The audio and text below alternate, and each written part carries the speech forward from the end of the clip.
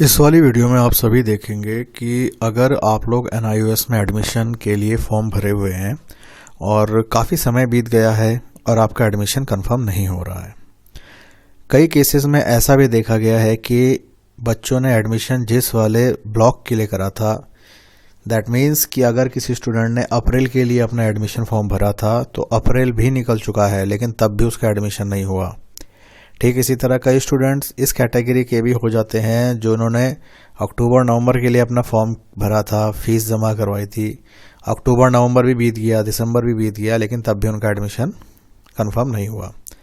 तो उन्हीं सब स्टूडेंट के लिए हम लोग आज इस वाली वीडियो में बताने जा रहे हैं, तो आप लोग ध्यानपूर्वक चीज़ों को समझिएगा। तो स्टूडेंट, होता क्या है कि NIOS में अब सारे एडमिशन जितने भी होते हैं सब ऑनलाइन तरीके से होते हैं। पहले ऑफलाइन तरीके का भी सिस्टम था कि आप लोग बाय हैंड फॉर्म सबमिट करते थे, बैंक ड्राफ्ट लगाते थे और रीजनल सेंटर में भेज देते थे तो आपका एडमिशन हो जाता था। किंतु अब क्या हो गया है, अब टोटली 100% ये सिर्फ ऑनलाइन होता है। ऑनलाइन होने के साथ साथ स्टूडेंट को सुविधा भी दी गई है कि वो अपने स्तर पर फॉर्म को भरे और अपना एडमिशन करवाए। जानकारी के अभाव में कुछ स्टूडेंट फॉर्म भरते समय कई प्रकार की गलतियां कर जाते हैं, क्योंकि समय समय पर NIOS के नए नए नियम आते हैं। क्या डॉक्यूमेंट चाहिए एडमिशन के लिए पर्टिकुलर स्ट्रीम या ब्लॉक के अकॉर्डिंग, इन सब बातों का ध्यान स्टूडेंट नहीं रख पाते हैं और अपना एडमिशन फॉर्म भरते समय कई प्रकार की गलतियां कर जाते हैं। समय समय पर NIOS इसकी आपको सूचना भी प्रदान करता है।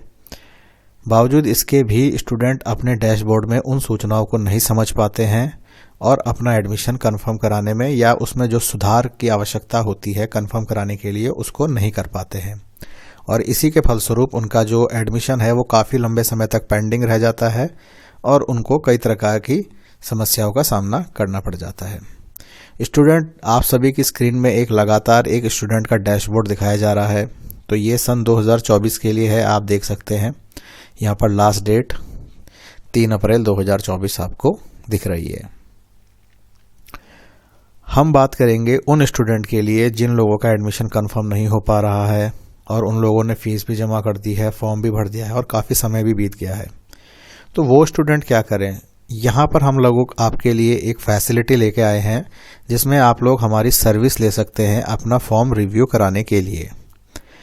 हम लोग इसमें क्या करेंगे, आपका पूरा फॉर्म चेक करेंगे, क्या उसमें मिस्टेक हैं, किस तरह से उन मिस्टेक्स का करेक्शन होना है, क्या क्या उसका प्रोसेस रहना है, क्या लास्ट डेट निकल चुकी है, अगर नहीं निकल चुकी है तो कब तक की लास्ट डेट है और कितनी जल्दी आपको उसे करेक्ट करना है और किस तरीके से करना है, वो सब हम आपको समझाएंगे।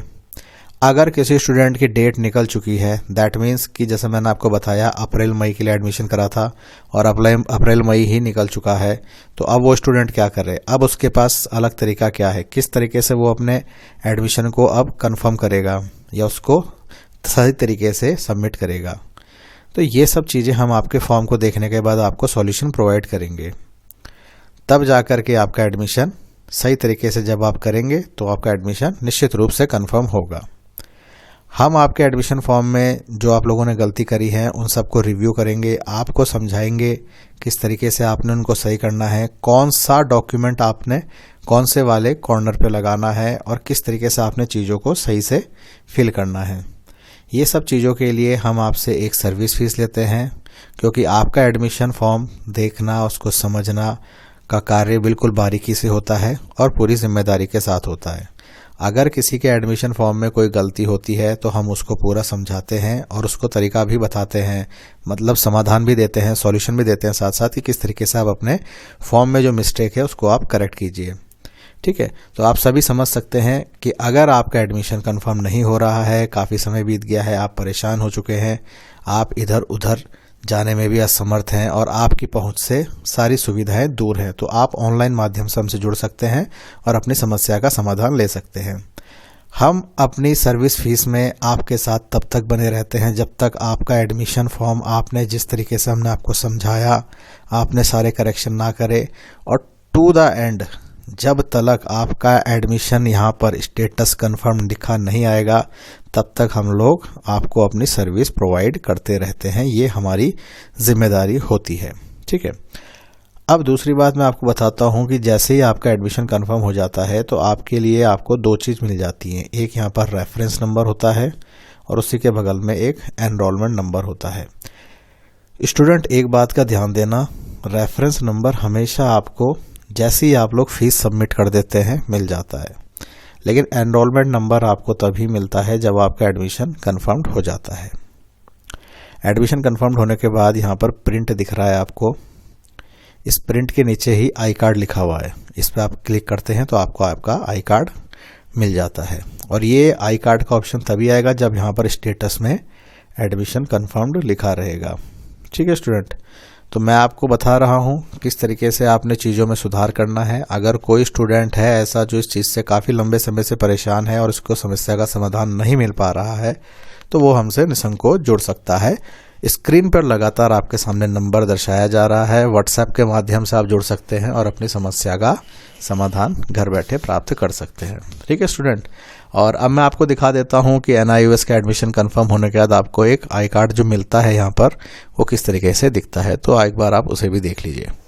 तो स्टूडेंट जब आपका एडमिशन कंफर्म हो जाता है तो आप लोगों को कुछ इस तरीके का एक आई कार्ड मिलता है जिसमें आपका एनरोलमेंट नंबर, आपका name, father name, mother name, date of birth और आपकी जो बेसिक डिटेल्स होती है सारी लिखी रहती हैं।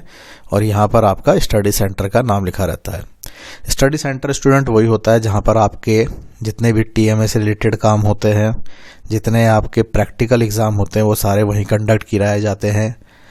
अगर वो स्टडी सेंटर ब्लैक लिस्टेड नहीं है तो ऑलमोस्ट सारे स्टडी सेंटर में ही आपके प्रैक्टिकल एग्ज़ाम कराए जाते हैं।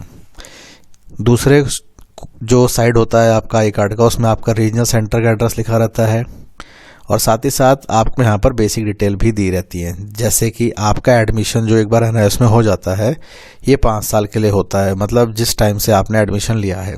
ठीक है, तो ये बहुत अच्छी बात होती है क्योंकि NIOS आपको 5 साल तक के मौके दे रहा है।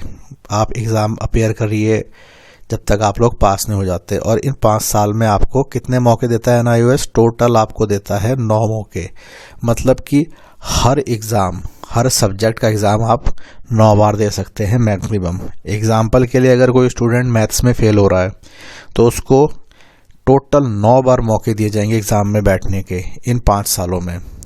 समझ रहे हो बात को? कितना अच्छा फैसिलिटी है। दैट मीन्स कि आपको दोबारा से अपना एडमिशन रजिस्ट्रेशन कराने की ज़रूरत नहीं है। एक बार एडमिशन हो गया, दैट्स इट।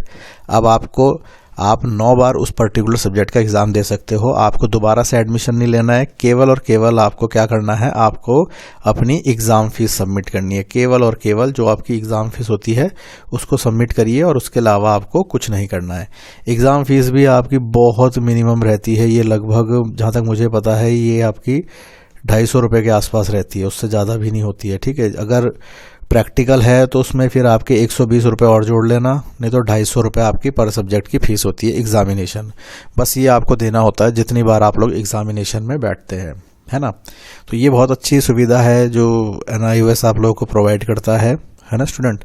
तो ये सब बातें हैं इस वीडियो में। बेसिकली जो था कि एडमिशन कन्फर्मेशन से रिलेटेड प्रॉब्लम जो स्टूडेंट फेस कर रहे थे और उनको समझ नहीं आ रहा था कि किस तरह से हम अपने एडमिशन में जो हमारी प्रॉब्लम्स है उसको कैसे सॉर्ट आउट करें और कैसे हमारा एडमिशन कंफर्म होगा। तो मुझे उम्मीद है आप लोगों को बातें अच्छे से समझ में आ गई होंगी, है ना। और स्क्रीन पे लगातार आपके नंबर बना हुआ है, आप इस पर व्हाट्सएप के माध्यम से जुड़िए, कॉल भी कर लीजिए। अगर कॉल नहीं उठती है तो आप लोग को व्हाट्सएप पे मैसेज भेज देना चाहिए, तो कि इसी से हमारा कंटिन्यू कम्युनिकेशन आपसे बना रहता है और जो भी आपकी क्वेरी होती है उसको हम लोग समझ पाते हैं।